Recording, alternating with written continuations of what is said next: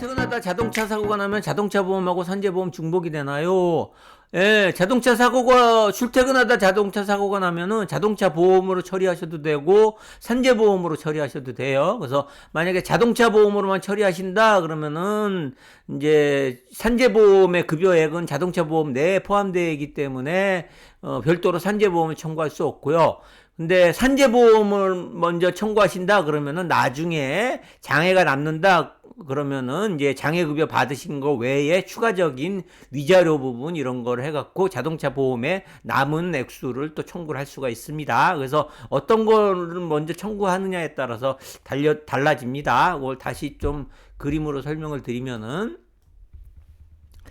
자, 자동차 보험이라는 것은 일종의 손해배상이에요. 손해배상. 그래서 손해배상, 총 손해배상, 그 자동차 보험금, 총 손해배상 금액 안에는 그 산재보험 급여액인 또 포함이 돼요. 그래서 산재보험 급여액으로서의 뭐 요양급여, 휴업급여, 장애급여가 이렇게 포함이 됩니다. 근데 이제 손해배상의 경우엔 별도로 이제 비급여, 여기서는 요양급여 중에 이제 손해배상의 경우에는 이제 그 뭐 비급여 부분하고 또 이제 위자료 같은 것도 같은 경우에는 산재에서 처리가 되지 않고 요 위자료 같은 경우에는 이제 손해배상만 처리되기 때문에 그래서 처음에 산재만 신청한다 그러면은 요양급여, 휴업급여, 장애급여 요것만 받을 수 있고 위자료 부분은 못 받아요. 그래서 처음에 산재로부터 처리를 한다 그러면은 산재로 다 처리하고 장애급여 받으신 다음에 나중에 보험회사에 손해배상 처리하면서 이 휴업급여와 장애급여를 공제하고 위자료랑 이제 플러스 되는 일실손해액 요거를 이제 해서 이제 청구를 할 수 있습니다. 근데 처음부터 자동차 보험으로만 처리한다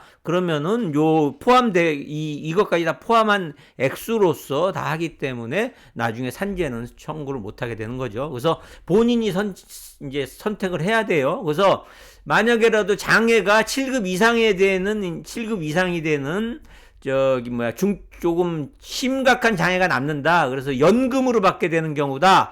라고 한다면은 무조건 산재부터 하고 나중에, 자동차 보험 처리하셔야 돼요. 왜냐하면 연금으로 받게 되면은 훨씬 유리하기 때문에 장애 연금, 그래서 7급 이상 되는 정도로 심하게 다치셨다. 그러면 무조건 연금 신청하셔야 되고, 아니면은 연세가 60세 이상이다. 그러는 경우에도 이제 원칙적으로 요 60세 이상 되는 경우에 휴업급여와 장애급여를 받을 수 있기 때문에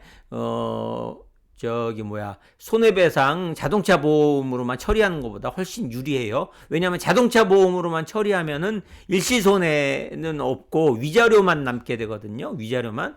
그런데 이제 그 산재로 하게 되면 장애급여, 휴업급여를 받을 수 있으니까 65세, 60세 이상 정도 되시는 분들의 경우에는 무조건 자동차 보험보다는 산재로 처리하고 나중에 이제 위자료만 추가로 청구하시는 게 더 유리하다. 그런 게 아니더라도 어떤 상태가 조금은 심각한 정도 된다. 그러면 되도록이면 산재로 먼저 처리하시는 게 유리합니다. 어쨌든. 근데 그게 아니고 병원에서 한 달 정도 그냥 통원 치료하는 정도의 교통사고다.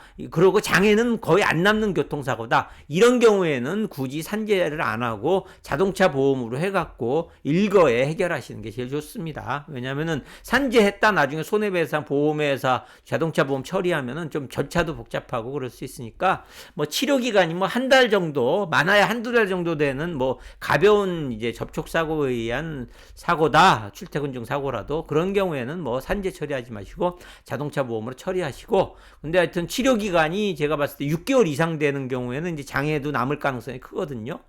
그런 경우들의 경우에는 무조건 산재부터 처리하고 자동차 보험회사에 대한 보험 처리는 나중에 산재 종결되고 해라. 이렇게 말씀드릴 수 있을 것 같습니다.